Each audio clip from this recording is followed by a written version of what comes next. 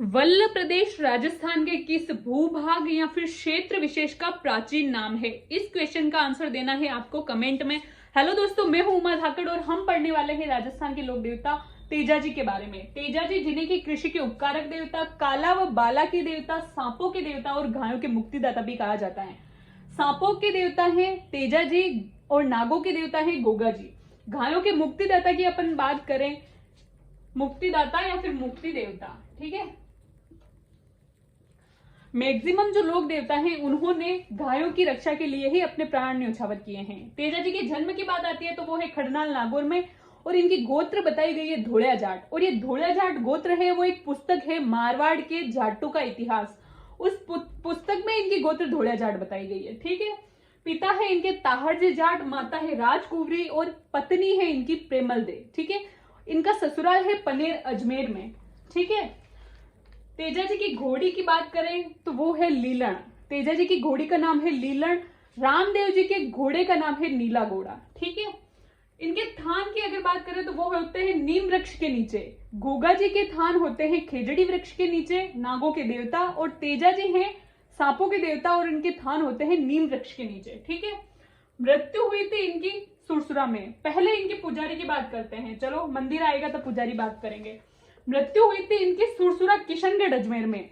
सुरसुरा में इनकी मृत्यु हुई थी सर्पदंश के कारण, ठीक है। कहानी आपको पता ही है, सर्पदंश के कारण इनकी मृत्यु हुई थी। कहां? सुरसुरा अजमेर में। मैक्सिमम यही होता है कि जहां किसी की मृत्यु या फिर समाधि स्थल हो वहीं पर उनका मुख्य मंदिर होता है। लेकिन इनका मुख्य मंदिर की अगर बात आती है तो वो है परबतसर नागौर में, ठीक है। ये यहाँ थोड़ा कंफ्यूजन है इस बात में कि अगर मृत्यु यहाँ हो रही है सुरसुरा में तो मुख्य स्थान परबतसर नागौर में कैसे हुआ? तो इसके पीछे एक लॉजिक है या कहानी है कि उस समय अभय सिंह, सॉरी मारवाड़ के जो राजा थे अभय सिंह, उनके काल में एक राजा थे हाकिम राजा। उन्होंने तेजा जी की मूर्ति सुरसुरा अजमेर से कहां? परबतसर नागौर ले गए थे, ठीक है। इसलिए इनका मुख्य स्थान है वो परबतसर नागौर में है, ठीक है। अभय सिंह की बात आ गई है तो अपन थोड़ा इनके बारे में डिस्कस कर लेते हैं। अभय सिंह राजा अजीत सिंह के पुत्र हैं। अभय सिंह का काल रहा है, राजा अभय सिंह का काल रहा है 1731 से 1749 तक, ठीक है। उसके बीच में हुआ था खेजड़ली आंदोलन जो कि 1730 में हुआ था। खेजड़ली आंदोलन हुआ था अमृता देवी विश्नोई के नेतृत्व में। 363 लोगों ने अपनी जान गंवाई थी, 69 महिलाएं थी, 294 पुरुष थे। खेजड़ली आंदोलन है ये चिपको आंदोलन का प्रेरणा स्रोत है। चिपको आंदोलन कहाँ हुआ था? उत्तराखंड में। किसके नेतृत्व में? सुंदरलाल बहुगुणा और उनकी पत्नी विमला देवी के नेतृत्व में, ठीक है। खेजड़ी आंदोलन उन्हीं का प्रेरणा स्रोत है। बात आती है खेजड़ी की, तो खेजड़ी को राज्य वृक्ष का दर्जा कब दिया गया? तो वो है 31 अक्टूबर 1983 को, 1983 को खेजड़ी को राज्य वृक्ष का दर्जा दिया गया है। राज्य वृक्ष और राज्य पुष्प रोहिड़ा, इन दोनों को ही 31 अक्टूबर 1983 को रोहिड़ा को राज्य पुष्प का और खेजड़ी को राज्य वृक्ष का दर्जा दिया गया है। बात आती है खेजड़ी की राज्य वृक्ष की, तो खेजड़ी राजस्थान के राज्य वृक्ष होने के अलावा तेलंगाना का राज्य वृक्ष भी खेजड़ी है, ठीक है।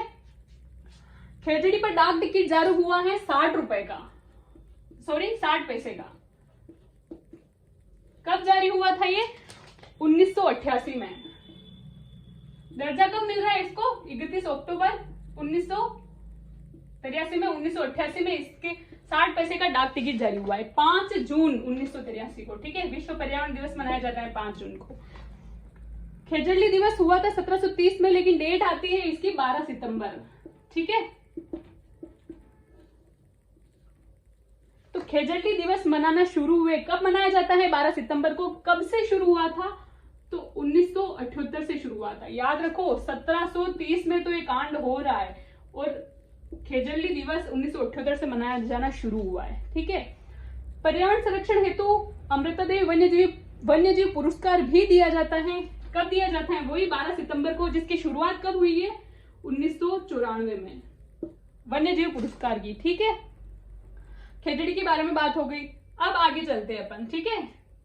सुरसुरा अजमेर से परबतसर नागौर कौन लेके गया था मूर्ति? हाकिम राजा, ठीक है। प्रतीक है इनका तलवार लिए हुए अश्वरोही।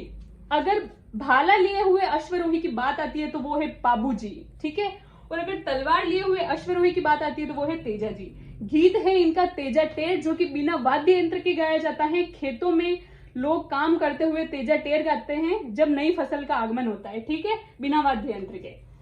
बस ये हो गया। और 2011 में तेजा जी पर बात आती है, 2011 में 5 रुपए का डाक टिकट जारी किया गया है, ठीक है।